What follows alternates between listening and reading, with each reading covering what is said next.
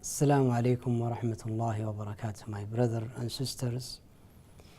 In our previous episode, we talked about the Islamic ruling and the definition of fasting. And we also talked about the merits of Siyam. And in this episode, we will continue talking about the benefits of fasting.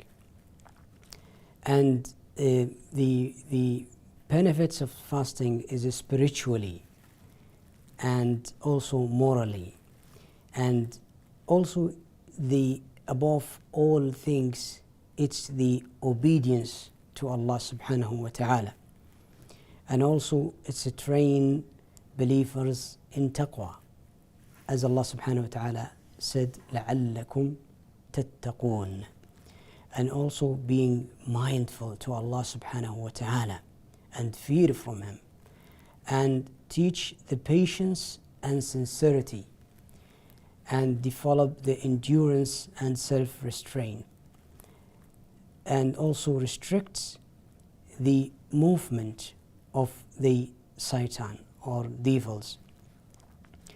These are a benefits or the spiritual benefits of fasting, as fasting teach us how to be patient, how to obey to Allah subhanahu wa ta'ala orders as He required from us. And also another social benefit of fasting is the gathering during the month of Ramadan. Families gathered around the table to break fast together, to please Allah subhanahu wa ta'ala, and also to meet with each other and communicate. And this is very important in Islam. And also to teach sympathy towards others. So when they break fast together, they feel each other as Muslims. And also there is a medical benefit of the fasting. And my brothers and sisters, nowadays, one of the main type of the diets is the intermittent fasting, which is usually in this diets, doctors, nutritionists said you have to fast most of the day and then eat some of the day. And this is proven in medical with a great effect in the body, and also in the spiritual. And Allah subhanahu wa ta'ala prescribed fasting for us, and it's kind of practice, and Muslims can do this type of the intermittent fasting during the rest of the month of the year. So it's also helps the body to digest well and to function well. So fasting has a huge benefits, and also it's used to store, medicals. They store cholesterol and in the blood, and all these cause heart disease. So during the fasting, your body gets rid of all the toxic things. So fasting is not just only spiritual, but also has a medical benefits. And one of the things that we didn't talk in the previous episode, when we should fast. Prophet Muhammad sallallahu alaihi wasallam teach us everything. So and he said, "Somu liru'yatih," fast when you see the moon. So Muslims should, sighting the moon of Ramadan, ru'yat, the moon of Ramadan. This is where you start, and also you break your fast and you stop Ramadan when you see the other moon. So in the Islamic calendar, so we start fasting when we see the moon, and we complete our fasting when we see other moon, so we stop fasting. And this is a proven by two rightful Muslims are required to sight the new moon.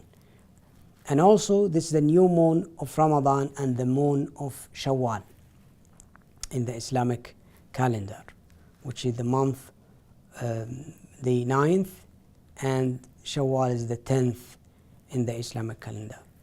So completing the month of Shaban, which is the 8th, 30 days when we couldn't see the moon.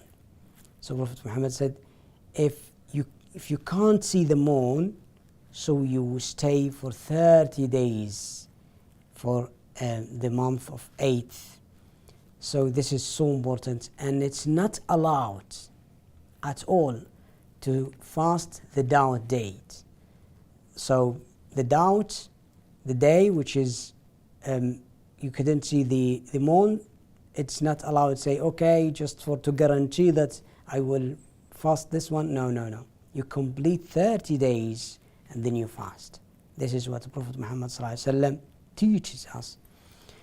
And also there is a pillar of Siyam. Siyam has two main actually pillars. The first one is the intention. And intention in Islam is so important because it's distinguished between ibadah and the other activity. The intention is to distinguish the ibadah from the other activity. So intention for fasting should be at the night time before the Fajr. From the first day, you intend that you will fast the whole month from that night, and this is the intention, the first pillar. The second pillar is the abstention. Abstention from food, from drinks, from all things that break the one's fast, from dawn to the sunset. So this is the time. And there is some conditions for fasting Ramadan. The first one, to be Muslim. So non-Muslim not fasting Ramadan is not accepting, Allah not accepting from them. So Islam is the first condition. The second is puberty, and the sanity, third, and capability. So elderly and sick people, or the sick person, Allah subhanahu wa ta'ala give him excuse not to fast. And sick, if it's curable, he can fast later. And if it's incurable, this is feed.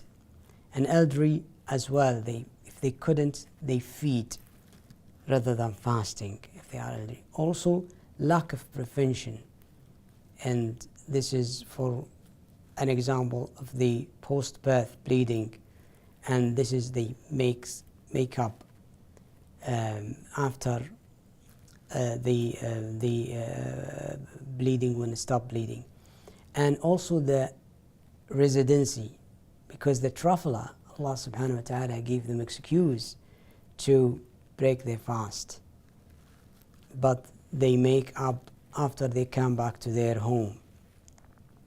Even after Ramadan, after the month of Ramadan, they make up. And this is the conditions, and we talked about the exemption. So we talk in this episode about the merits, the benefits, the pillar of Siyam, and also the conditions, and also when to fast. And I'm happy to talk to you about these things, and I eager to see you inshallah in the next episode, and when you are in the good health inshallah. And assalamu alaikum wa rahmatullahi wa barakatuh.